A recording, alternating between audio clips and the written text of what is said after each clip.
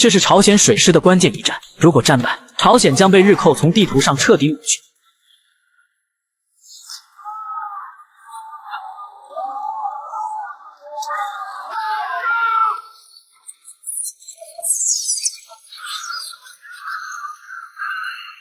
李舜臣亲自率领仅剩的12艘战船前去迎击，但是面对300艘的日寇舰队，其余11艘朝鲜战船临阵退缩，只有李舜臣的主将船在苦苦支撑。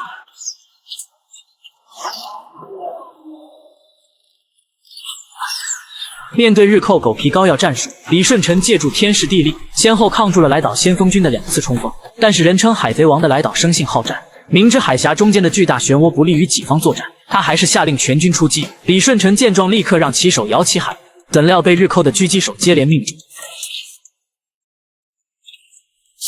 就在狙击手换弹瞄准时，李舜臣